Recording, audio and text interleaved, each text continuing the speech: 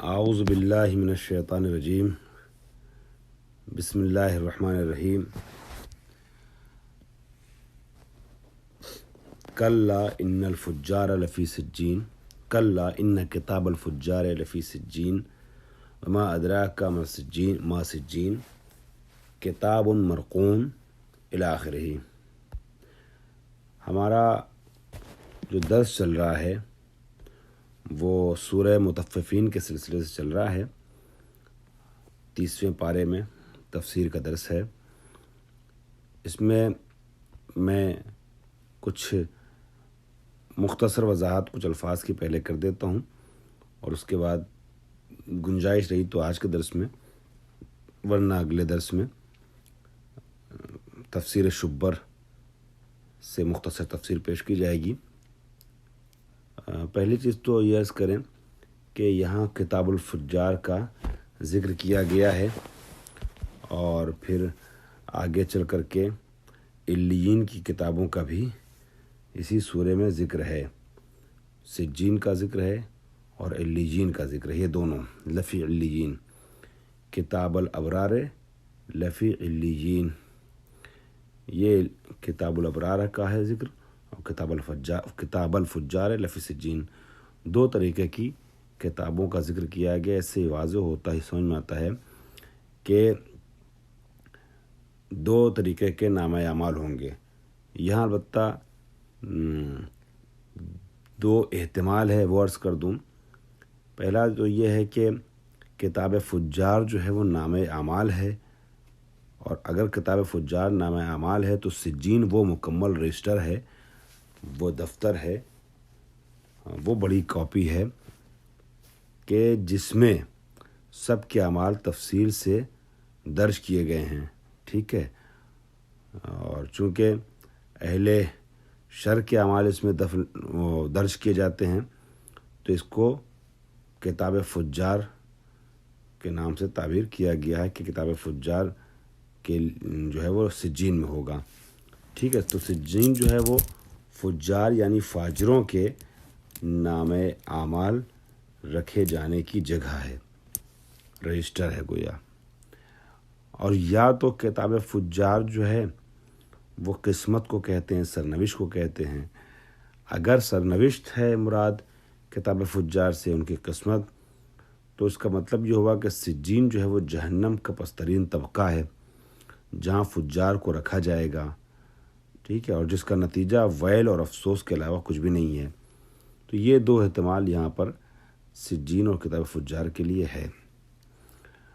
اور ایسے دیکھا جائے تو سجین جو ہے پہلے احتمال کے تحت دیوان شر کو کہتے ہیں، یعنی وہ رجسٹر، وہ دیوان کے جہاں برے لوگوں کی برائیاں ضبط کی جا رہی ہیں، درج کی جا رہی ہیں۔ اور یہ سجن سے نکلا ہے، جس کے معنی قید کے ہوتے ہیں، حبس کے ہوتے ہیں، بند کرنے کے ہوتے ہیں۔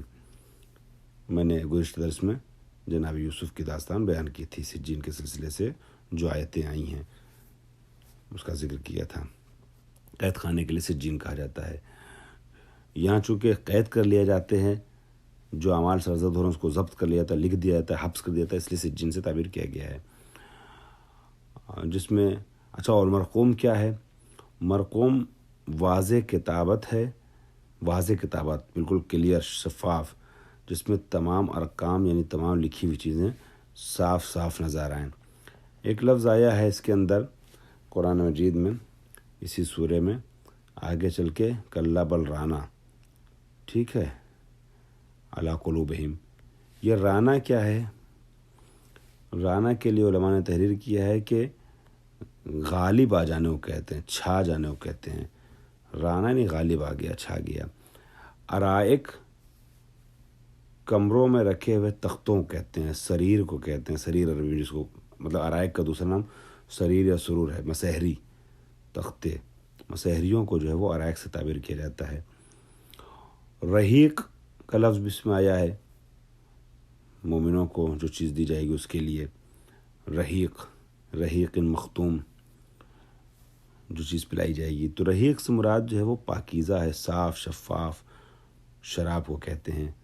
مختوم یعنی جس پر مہر لگی ہوگی، ٹھیک ہے، آپ نے پڑھا ہے قرآن مجید میں ختم اللہ علی قلوبہم وعلی سمعہم وعلی ابصارہم غشاوہ، اللہ نے ان کے دلوں پہ مہر لگا دی ہے.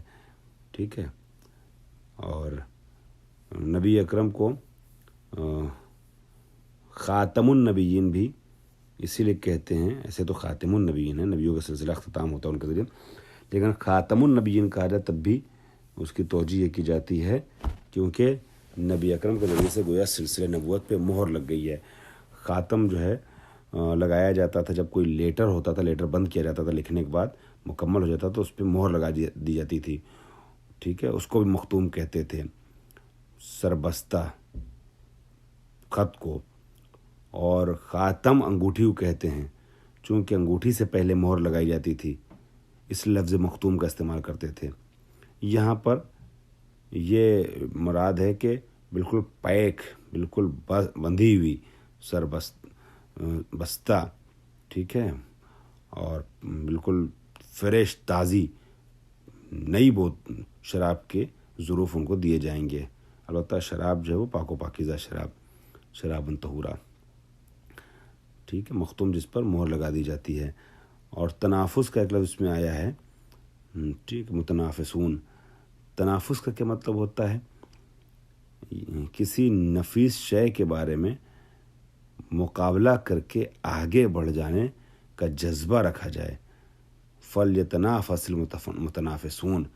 نفیس یعنی اچھی چیز کے لیے جذبہ رکھتے ہوئے کوشش کرتے ہیں ایک دوسرے سے آگے بڑھنے کے لیے. کار خیر کے لیے سبقت کرنے کی کوشش کرنا، ایک دوسرے سے آگے نکل کی کوشش کرنا بغیر حسد کے، یہ نہ صرف یہ کہ برا نہیں بلکہ امر مستحسن ہے، اس کی طرف رغبت دلائی گئی ہے. السابقون اولئک هم المقربون. کار خیر کے لیے سبقت کرنا چاہیے، آگے بڑھنا چاہیے. جو جتنا زیادہ سبقت کرتا ہے، آگے بڑھنے کی کوشش کرتا رہے کار خیر میں، اتنا ہی اللہ کے نزدیک مقرب ہوتا چلا جاتا ہے. تسنیم بلندی سے گرنے والے چشمے کو کہتے ہیں. اردو میں لوگوں کے نام بھی ہوتے ہیں، لڑکوں کے بھی ہوتے ہیں، لڑکیوں کے بھی رکھے جاتے ہیں. تسنیم، چشمہ جو اوپر سے گرتا ہے، جھرنا چشمہ، اسے تسنیم سے کہتے ہیں. سنام سے مشتق ہے یہ. یتغامزون کا ایک لفظ یہاں آیا ہے سورہ کے ختم ہونے سے تھوڑا پہلے. یتغامزون، یہ جو لفظ آیا ہے وَإِذَا مَرُّوا بِهِمْ يَتَغَامَزُونَ، یہ یتغامزون جو ہے وہ آنکھوں سے اشارہ کرنے کو کہتے ہیں، مذاق اڑانے کے لیے. فقیہین، مسخرہ کر کے خوش ہونے والوں کو کے لیے استعمال کیا جاتا ہے. اور حافظین کا جو لفظ آیا ہے یہاں، یہ کلمات آپ لوگ لکھیے گا، یاد کیجیے گا. ہو سکتا ہے ایک سوال آ جائے، کچھ کلمات دے دی جائیں کہ اس کے معنی لکھیے، تو آپ کو اس کا معنی پتہ رہنا چاہیے. معنی پتہ رہے گا تفسیر میں بھی آسانی ہو جاتی ہے. حافظین ذمہ دار اور نگراں کو کہتے ہیں، انچارج کو کہتے ہیں.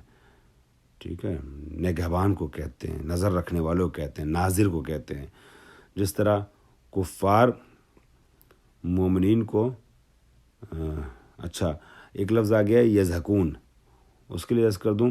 یضحکون جو کہا گیا ہے کہ اب ایسا ہوگا کہ فَالْيَوْمَ الَّذِينَ آمَنُوا مِنَ الْكُفَّارِ یضحکون.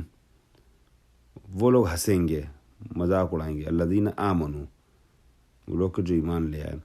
قیامت کے دن کا تذکرہ ہے.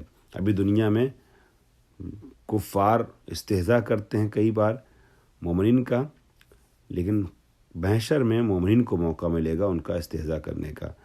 یضحکون، جس طرح کفار مومنین کو دیکھ کر مذاق اڑایا کرتے ہیں، آنکھوں کو اشارہ کیا کرتے ہیں، جیسے ابھی پہلے آیا، مومنین کفار کو دیکھ کر مسکرائیں گے کہ اب اپنے انجام پر ذرا سا غور و فکر کو نظر ڈالو، تم نے میرا دنیا میں بہت مذاق اڑایا ہے. اور ابرار کا جو لفظ اس میں آیا ہے، ٹھیک ہے، نیک کردار افراد کہتے ہیں. لیکن پنجتن پاک کی ایک کڑی امام حسن کی روایت میں یہ کہ 5 افراد مراد ہیں ابرار سے خصوصی طور پہ. ٹھیک ہے، نبی اکرم کے علاوہ مولا کائنات. جو مفسرین نے لکھا ہے وہ یہ لکھا ہے کہ امام حسن نے اس کی تفسیر بیان کرتے ہوئے تحریر کی فرمایا تھا کہ ابرار سے مراد امام علی ہیں، امام اور جناب صدیقہ طاہرہ جناب فاطمہ زہرا ہیں، امام حسن اور امام حسین، یہ شخصیتیں ابرار سے مراد ہیں، ٹھیک ہے، جن کا تذکرہ سورہ دہر میں بھی کیا گیا ہے، سورہ بینہ میں بھی ان لوگوں کے لیے لفظ ابرار کا استعمال کیا گیا ہے بعض جگہوں پہ قرآن مجید میں۔ رحیق مختوم کے بارے میں روایت میں وارد ہوا ہے کہ یہ 3 طریقے کے افراد کو ملے گی، 3 تو لوگوں کا حصہ ہے اور حق ہے۔ نمبر 1، کسی بھی وجہ سے شراب چھوڑ دینے والے لوگ۔ جب شراب یہاں چھوڑ دیں گے جو ناجائز ہے تو وہاں شراب طہورہ ان کو ملے گی، اور پیاسے مومنین کو سیراب کرنے والے افراد کو شراب ملے گی وہاں، یعنی مطلب شراب طہور، اور گرم دنوں میں روزہ رکھنے والوں۔ یہ 3 طریقے کا ذکر کیا گیا ہے یہاں پر۔ اب جو میں نے آیتیں پڑھی ہیں، 2-3 آیتیں پڑھ کر کے اس کا پہلے آج کے درس میں ترجمہ کرتے ہوئے آج کی گفتگو کو میں سمیٹنا چاہوں گا، چونکہ آج کے درس میں زیادہ گنجائش نہیں ہے کہ بہت تفصیل میں جایا جا سکے۔ کلا ان کتاب الفجار لفی سجین، ہرگز ایسا نہیں ہے، مطلب کافروں کی بات کو کاٹا جا رہا ہے، نفی کرتے ہوئے کہا جا رہا ہے، بے شک فاجروں کی جو کتاب ہے وہ سجین میں ہوگی۔ وما ادراک ما سجین، تمہیں کیا پتہ سجین کیا ہے؟ کتاب مرقوم، ایک ایسی کتاب ہے جس میں تحریر کی ہوئی چیزیں بالکل صاف صاف ابھری ہوں گی، واضح ہوں گی۔ ویل یومئذ للمکذبین، اور ایسے دن جو ہے جھٹلانے والوں کے اوپر ویل ہوگی۔ الذین یکذبون بیوم الدین، یہ لوگ وہ ہیں کہ جو قیامت کے دن کو جھٹلا رہے ہیں۔ وما یکذب بہ الا کل معتد اثیم، اور قیامت کے دن کو بس وہی جھٹلاتے ہیں کہ جو کیا ہوتے ہیں، سرکش ہوتے ہیں اور بہت زیادہ گنہگار ہوتے ہیں، بہت زیادہ گناہ کرنے والے ہوتے ہیں، ٹھیک ہے، اسم سے بنا ہے اسیم۔ اذا تتلی علیہ آیاتنا قال اساطیر الاولین، جب ہماری نشانیوں کی تلاوت ان پر کی جاتی ہے، قرآن پڑھا جاتا ہے، تو یہ کہتے ہیں مسخرہ کرتے ہوئے، مذاق اڑاتے ہوئے کہ یہ پرانے افسانے ہیں ان کے گڑھے ہوئے۔ اساطیر مطلب جو لکھا گیا ہے، ٹھیک ہے، سطر سے بنا ہے اساطیر، یہ سب افسانے ہیں، کہانیاں ہیں۔ کلا، ہرگز ایسا نہیں، بل ران علی قلوبہم ما کانوا یکسبون، جو چیزیں وہ کرتے ہیں نا، جو عمل انجام دیتے ہیں، اس نے ان کے دلوں کو جو ہے نا مہر لگا دیا، دلوں پر اس کا اثر ہو گیا، غالب آ گئے ہیں ان کے دل کے اوپر، ان کے عمل جو ہے وہ غلبہ کر گئے ہیں۔ عمل کی خرابی نے ان کے دلوں کو بھی جو ہے وہ کیا کر دیا ہے، خراب کر دیا ہے۔ کلا انہم عن ربہم یومئذ لمحجوبون، جو کہہ رہے ہیں ایسا ہرگز نہیں ہے، یہ لوگ وہ ہیں کہ جو قیامت کے دن رحمت خدا سے دور رہیں گے، محجوب رہیں گے۔ ثم انہم لصال الجحیم، اور اس کے بعد ان لوگوں کو جہنم میں ڈال دیا جائے گا، وصل ان کا ہوگا جہنم سے، متصل ہوں گے جہنم میں، ڈال دیے جائیں گے جہنم میں، حوالے کر دیے جائیں گے جہنم کے۔ ثم یقال ھذا الذی کنتم بہ تکذبون، اور جب جہنم میں ڈالے جائیں گے تب ان سے کہا جائے گا کہ یہی وہ جگہ ہے کہ جس کی تم تکذیب کر رہے تھے، ٹھیک ہے، تم جھٹلا رہے تھے۔ کلا ان کتاب الابرار لفی علیین، اور اس کے بعد جو ہے وہ علیین کی کتابوں کا تذکرہ ہوا ہے، یعنی ان کے نامہ اعمال کا ذکر ہوا ہے۔ تو پتہ یہ چلا کہ 2 طریقے کے نامہ اعمال ہوں گے، ایک نامہ اعمال جو ہے وہ کافروں کا ہوگا جو لکھا جا رہا ہے وہ سجین میں ہوگا، ایک نامہ اعمال مومنین کا ہوگا جو لکھا جا رہا ہے وہ علیین میں ہوگا، ٹھیک۔ اور جو کافر ہیں یا انکار کر رہے ہیں قیامت کے دن کا، ان کو جہنم میں ڈالا جائے گا۔ اس وقت جو جہنم کے مامورین ہوں گے، اس کا تذکرہ قرآن کی اور آیتوں میں بھی ہوا ہے، اس طریقے کے مفہوم کو آپ پہلے بھی پڑھ چکے ہیں آپ لوگ تفسیر میں، ان لوگوں کی طرف سے ان کو بولا جائے گا کہ یہی وہ جہنم ہے، یہی وہ عذاب ہے جس کا تم انکار کر رہے تھے نا، جنت کو جہنم کا تم نے انکار کیا، تو ٹھیک ہے اب عذاب جہنم چکھو۔ بہرحال انشاءاللہ تفسیر اور آگے بیان کرتے ہیں۔ والحمدللہ رب العالمین۔